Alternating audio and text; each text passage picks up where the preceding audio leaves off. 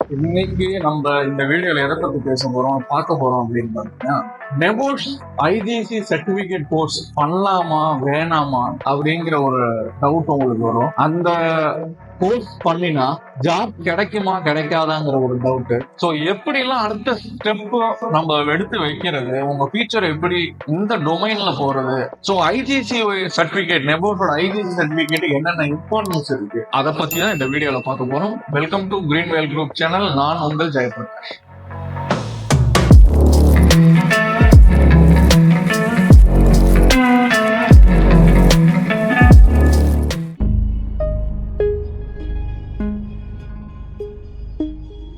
Number 1, NEBOSH international general certificate, NEBOSH IGC certificate. So இது ஒரு சின்ன சர்டிபிகேட்.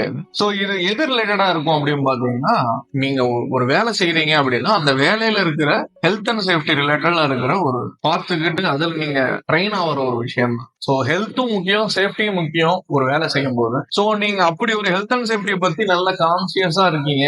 ஸோ நம்ம வேலை செய்யற இடத்துலயும் நமக்கு அடிபட்டுறக்கூடாது, இல்ல நம்மள நம்பி இருக்கிறவங்களுக்கு அடிபட்டுறக்கூடாது. ஸோ மாரல் பூஸ்ட் ரொம்ப முக்கியம். ஸோ இந்த மாதிரி ஃபேக்டர்ஸ் எல்லாம் இருக்கு ஜென்ரலாவே. ஸோ இந்த ஐஜிசி சர்டிபிகேட் பண்றீங்க அப்படின்னா, ஸோ ஐஜிசியோட மெயின் திங்கே அதுதான். நீங்க ஒர்க் பிளேஸ்ல எவ்வளவு ஹெல்த் அண்ட் சேஃப்டி மெயின்டைன் பண்றீங்க. ஸோ ஏதாவது ரிஸ்க் அசஸ்மெண்ட் பண்றீங்களா, ஏதாவது அசார்ட்ஸ் இருக்கா, அதை ஐடென்டிஃபை பண்றீங்களா, இந்த மாதிரி டாபிக்ஸ் தான் நீங்க அந்த ஐஜிசி கோர்ஸ்லயே படிப்பீங்க. இந்த ஐஜிசி கோர்ஸ்ங்கிறது பாத்தீங்கன்னா, நெபோஷோடது பாத்தீங்கன்னா globally accepted, so highly demanded one. So நீங்க கல்ஃப்ல போய் பாத்தீங்கன்னா ஒரு பேசிக் குவாலிபிகேஷன், நீங்க ஹெல்த் அண்ட் சேஃப்டி டொமைன்ல வரணும் அப்படின்னாலே உங்களுக்கு ஐஜிசி தான் பேசிக்கா கேட்பாங்க. ஸோ நீங்க நார்மலா எனக்கு நல்ல ஓரளவு இங்கிலீஷ் தெரியும், நான் ஓரளவு டிகிரி படிச்சிருக்கேன், நான் டிப்ளமோ படிச்சிருக்கேன், எனக்கு ஓரளவு இங்கிலீஷ்ல எழுத தெரியும் அப்படின்னா நீங்க ஆப்வியஸா இந்த கோர்ஸை நீங்க சூஸ் பண்ணலாம். சோ உங்களோட டொமைனை ஹெல்த் அண்ட் சேஃப்டில கொண்டு போயிடலாம். நீங்க நார்மலா ஒரு டிகிரி படிக்கிறீங்க 3 வருஷம், அதுக்கப்புறம் எனக்கு வேலை இல்ல,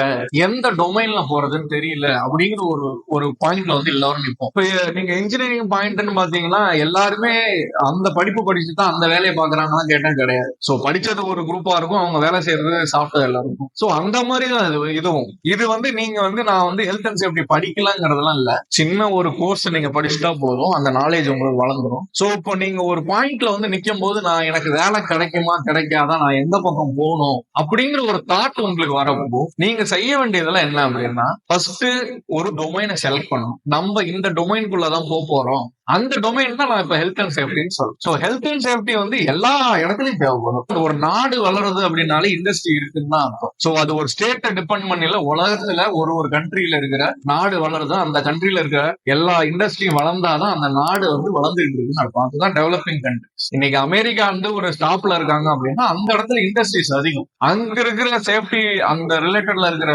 கோர்சஸ் அதிகம். அவங்க அந்த கண்ட்ரிக்கு எப்படி எல்லாம் சேஃப்டியா இருக்கணும் அப்படிங்கறது அவங்க ரூல்ஸ் படி வச்சிருக்காங்க. இதேதான் யூகேக்கும். நெபோஷ் ஐஜிசிங்கிறது பாத்தீங்கன்னா போர்டு யூகேல உள்ள போர்டு தான். சோ நாங்க இந்தந்த ஸ்டாண்டர்ட்ஸ் எல்லாம் ஃபாலோ பண்றோம்னு சொல்லி உலகத்துல அப்படியே அவங்க குளோபலா அவங்களோட இதை மார்க்கெட் பண்ணி இன்னைக்கு கல்ஃப்ல போய் பாத்தீங்கன்னா, கல்ஃப்னாலே உங்களுக்கு தெரியும் அது ஆயில் ரிசோர்ஸ் தான். சோ இண்டஸ்ட்ரிக்கு பஞ்சமே இருக்கிறாங்க. சோ அங்க நீங்க ஒரு பேசிக்காவ போறீங்க அப்படின்னால, இல்ல ஒரு கன்ஸ்ட்ரக்ஷன் ஓரியன்டா அங்க உள்ள போறீங்கனாலே ஐஜிசி சர்டிபிகேட்ஸ் தான் கேட்பாங்க. பேசிக், இதுதான் பேசிக் ஸ்டார்டிங்.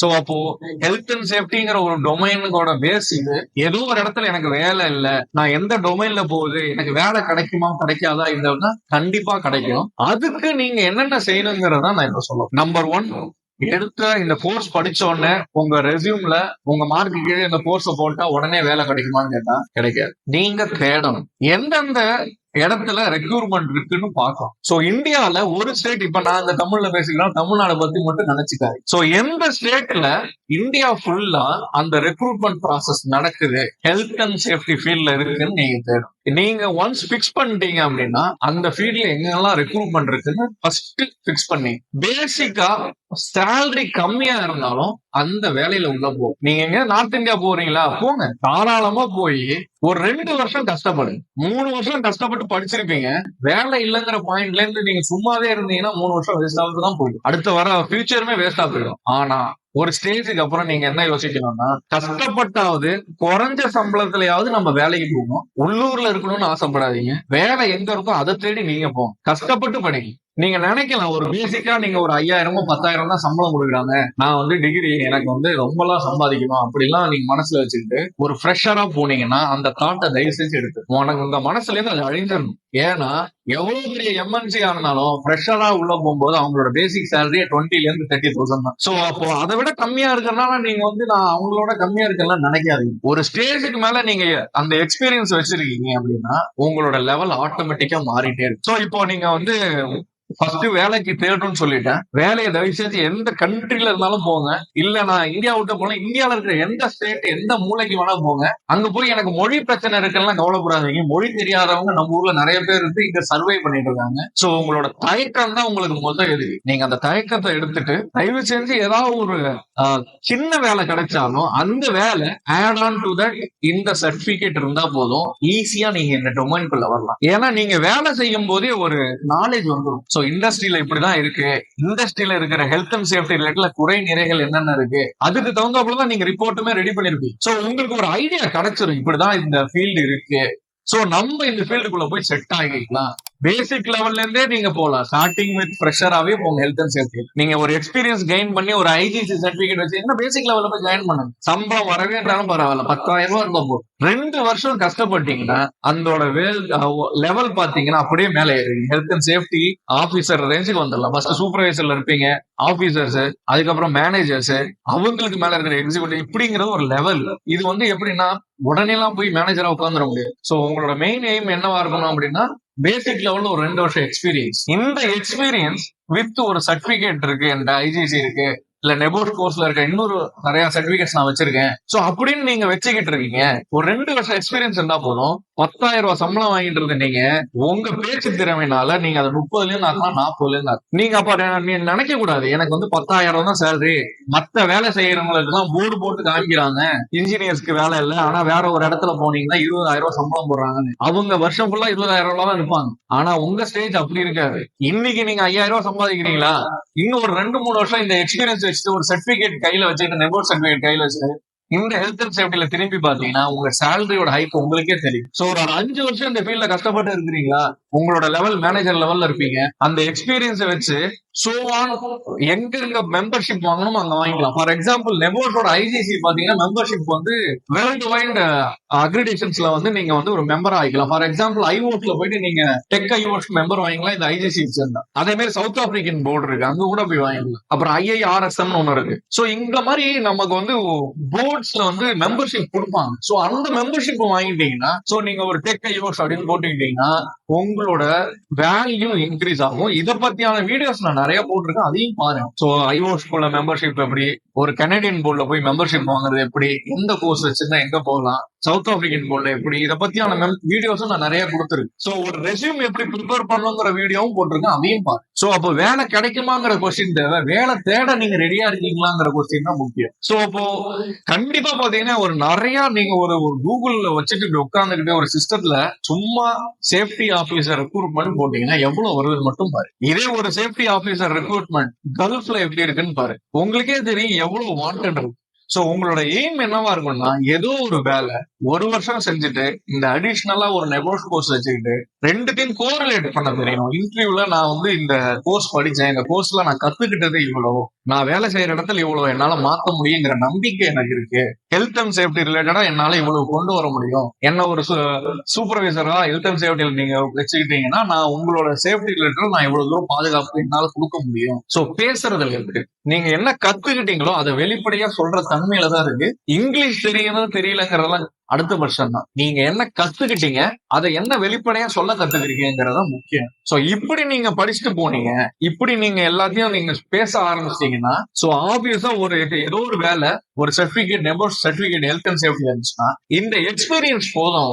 சோ இப்ப இந்த சர்டிபிகேட்னாலே உங்க கம்பெனில நீங்க வேற ஒரு போஸ்டிங்ல இருந்தாலுமே உங்களை ஹெல்த் அண்ட் சேஃப்டில வச்சுக்கிறது வாய்ப்பு. சோ நான் இந்த ஹெல்த் அண்ட் சேஃப்டில நான் டெவலப் ஆகி இந்த டொமைன்குள்ள நான் வரேன்னு சொன்னாலே அவங்க உங்க கம்பெனில அதுக்கான ஆள்கள் தேவை. ஒரு கன்சல்டன்டா கூட நீங்க அந்த கம்பெனில போய் உட்காரலாம். சோ குரோத்ங்கிறது பாத்தீங்கன்னா நீங்க எப்படி அதை சூஸ் பண்றீங்கிறது. சோ உங்களையே நீங்க எப்படி நீங்க இன்வெஸ்ட்மெண்ட் பண்ணிக்கிறீங்க? ஏற்கனவே நான் சொல்லியிருக்கேன், இன்வெஸ்ட்மெண்ட்ங்கிறது பணம் கிடையாது, உங்க மேல நீங்களே வச்சுக்கிறது தான் இன்வெஸ்ட். ஒரு கோர்ஸ் நம்ம படிக்கிறோம், அந்த கோர்ஸ் படிச்சா எனக்கு என்ன வேல்யூ? இந்த வருஷம் நான் இப்படி இருக்கேன், இன்னும் 3 வருஷத்துல நான் எப்படி இருப்பேன் அந்த கோர்ஸ் படிச்சதுனால அப்படின்னு ஒரு ப்ரோஆக்டிவ் மைண்டோட நீங்க திங்க் பண்ணாதான் உங்களால சக்சீட் பண்ண முடியும். அந்த ஸ்டெப்ஸுக்கு நோக்கி நீங்க போகணும். சோ இப்போ நீங்க அதை பண்ணாமையே நான் உட்கார்ந்தே இருக்கேன், நான் சும்மா படிச்சுட்டேன், இன்னும் எனக்கு ஒரு வேலை உடனே கொடுக்குன்னு கேட்டா யாரும் கொடுக்க மாட்டோம். உழைக்க ரெடியா இருக்கணும், தேட ரெடியா இருக்கும். சோ அந்த மாதிரி ஹெல்ப்ஸ் நீங்க தேடி போங்க. இன்டர்நெட்ல உங்களுக்கே தெரியும் எவ்வளவு டிமாண்ட் இருக்கு சேஃப்டி ஆபீசருக்கு. ஏன்னா இப்போ லாஸ் எந்த ஒரு கம்பெனியா இருந்தாலும்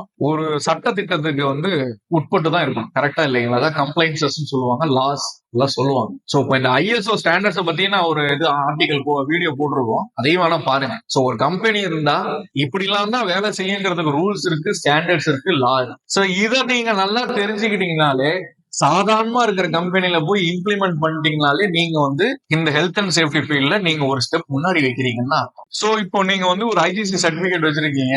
சோ உங்களுக்கு இந்த ஹெல்த் அண்ட் சேஃப்டியை டெவலப்மெண்ட் பண்றதுக்கான நாலேஜ் என்னங்கிறது தெரியும். சோ ஒரு சாதாரண சின்ன கம்பெனில ஒரு மாசம் 5000 ரூபாய் 10,000 சம்பளம் வாங்குற ஒரு கம்பெனிக்கு போறீங்க, அங்க கண்டிப்பா இதெல்லாம் இம்ப்ளிமெண்ட் பண்ணல அப்படின்னா உங்க நாலேஜ வச்சு நீங்க அதை டெவலப் பண்றீங்க அப்படின்னா மத்த கம்பெனிக்கு போகும்போது இன்டர்வியூல உட்காரும் போது நான் என் கம்பெனில இதை டெவலப் பண்ணேன், இது ரிஸ்க் எல்லாம் எராடிகேட் பண்ண அசார்ட்ஸை கண்டுபிடிச்சிருக்கேன், ரிஸ்க் அசஸ்மெண்ட் பண்ணிருக்கோம், சோ இந்த மாதிரி விஷயங்கள் நான் ஹெல்த் அண்ட் சேஃப்டில டெவலப் பண்ணி வச்சிருக்கேன், உங்களோட ப்ரொஃபைல அடுத்த இன்டர்வியூல நீங்க ஆட்டோமேட்டிக்கா இன்க்ரீஸ் பண்ணி சோ உங்களை அறியாமலே உங்களுக்கு வரும். ஏன்னா நீங்க அந்த வேலையை செஞ்சிருப்பீங்க. சோ நான் இந்த வேலை செஞ்சேன்னு நீங்க சொல்லும் போது இன்டர்வியூல உங்களோட மதிப்பு கூட தான் செய்யும். சோ உங்க பொசிஷன்ஸும் இன்க்ரீஸ் ஆகும். சோ இந்த ஹெல்த் அண்ட் சேஃப்டி டொமைன்ல நீங்க ஒரு ஸ்டெப் ஃபார்வர்ட் ஆகி போயிட்டே இருக்கு. சோ இததான் நீங்க கன்சிடர் பண்ணணும். எப்படி நீங்க போக்கஸ் பண்ணணும்? ஒரு சர்டிபிகேட் கோர்ஸ் பண்ணிட்டு நான் வீட்டுல சும்மாவே இருந்தாலும் கண்டிப்பா வேலை கிடையாது. நீங்க எப்படி உங்களை எந்தெந்த இடத்துக்கு தேடுறீங்க? ஒரே ஊருக்குள்ள உட்காராதீங்க.